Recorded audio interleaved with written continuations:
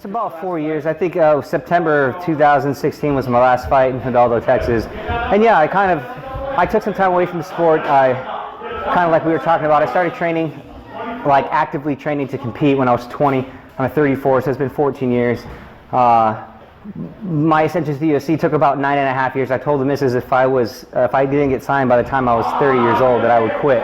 Like I'd retire from MMA. And I ended up getting signed when I was 29 and a half, and then I fought again for another year, about a year and a half with the UFC, and then I stepped away from the sport. But, you know, I took some time off. There was like a solid year and a half of a hiatus where I just wasn't training at all, and I was focusing on work.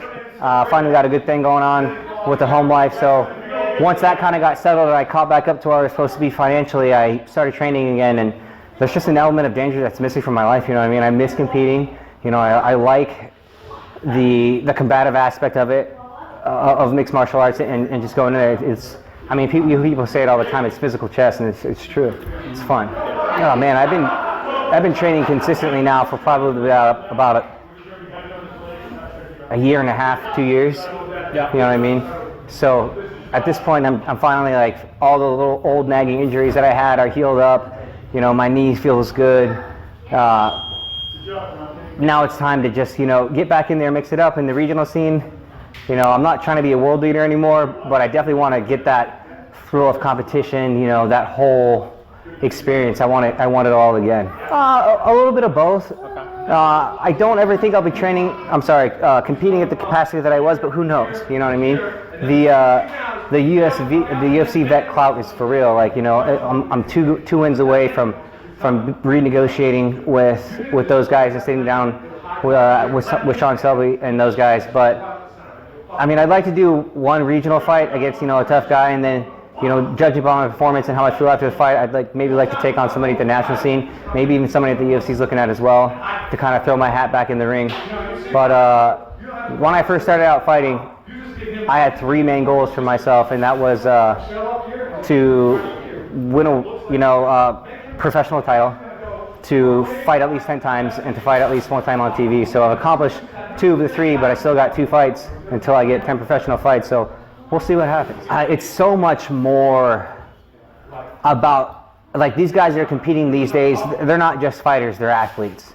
And like, if you are not, everybody's a jack of all trades and master of none. The days of like being, you know, a standout in one discipline just isn't hacking it. You know what I mean? Because if you're a standout Muay Thai fighter, you better have sick jiu-jitsu or sick takedown defense so you can get your game off. But I've just seen guys, the level of athleticism that's on display these days is unparalleled to any of the sports. I mean, the other day that dude got his foot caught and then spinning back kicked him in the face. Like, this is straight up out of the Matrix now, you know what I mean? So it's wild to see what people are doing, you know, from Dominic Cruz and his crazy endurance stamina to TJ Dillashaw, where he's mixing up really introduced that southpaw to righty stance and switching stances, to, you know, Sean O'Malley beating people with a broken foot. Like, it's just, the athleticism it's incredible. Violence of action. You know, at the end of the day, it's a sport, yes, but we're not playing rock, paper, scissors here. We're playing rock, paper, scissors with our chin. So it's important that you stay in position, you keep your feet planted underneath you, and that you rotate to generate that power.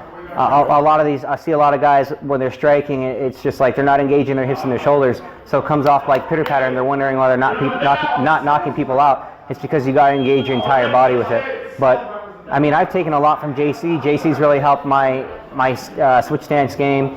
You know, Ed is a wizard when it comes to game planning. You know, Carrie's doing really well with what she's doing with Invicta. You know, you have guys that are up and coming like Buckets. You know, he's getting ready to make noise on the regional scene. Miguel also doing great. I mean, all these guys, I remember when they were coming up, and now, like, I'm not just in the gym, like, passively sparring with them. Like, I have to bring my A game. I have to make sure that I'm in good position. I have to make sure that, you know, I'm not out of position to get caught, because they're catching me now. You know what I mean? That skill gap has lessened over the years, which is amazing. I mean, as far as the striking aspect of the game goes, I'm never content with my performance. I'm always looking to evolve and trying to evolve with the rest of the game, and that's the the arts in martial arts, or the artist in martial artists, is giving it your own spin and or making it your own style, making it work for your style. So as far as evolution of the game, I definitely think I'm right there. You know, I would like to tighten up a couple of other things in my game. You know, like I'd like to become just as proficient in my southpaw stance as I am in my righty. You know, I would like to be able to, I want to start winning more, you know, IBJJF tournaments, you know, get a couple of those under my belt. I just want to round myself out, you know what I mean? I want to show people more, that I'm not just a striker, that I can wrestle, I can do jiu-jitsu, you know, I did judo for a few years. You know, I can box, I can strike. It's just like I said, you got to be a master, or a jack of all trades, a master of none. I mean, absolutely. Like, don't get me wrong, I'm not hating on those guys. I'm super proud of, you know, what they've done for New England MMA, and I'm super proud that they put it on the map, and they're super successful. But they're super successful because that's all those guys do. Like, they live, eat, sleep fighting. Like, that's all they do. And I mean, it's proof in their performances. So yeah, I do wish that I would have, you know, stuck around with it and maybe not had such a long hiatus from the sport, you know. But I mean, the reasons for fighting are different now. You know what I mean? Like when I was on the scene, when I was trying to make noise, it was because I was trying to get to that level. It's because, you know, I wanted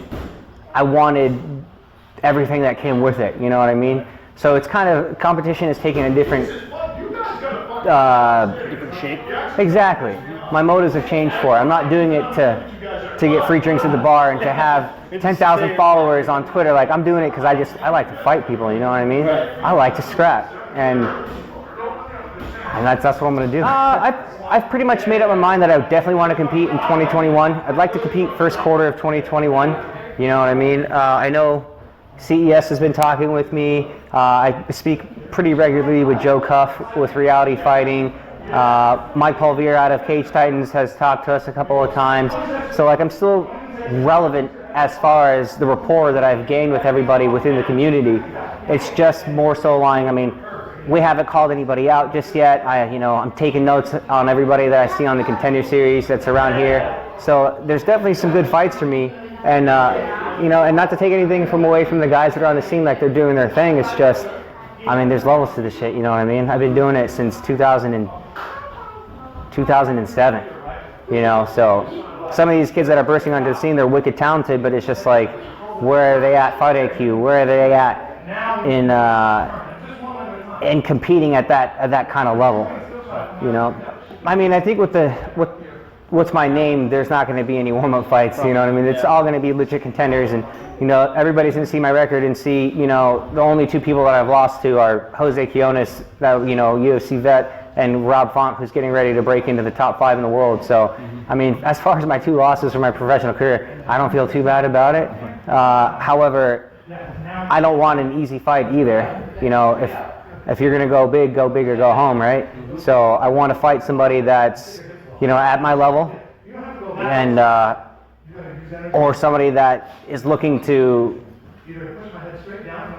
you know, make that next jump in competition as well. This is Joey K.O. King Gomez, looking to make some noise in 2021. Stay tuned.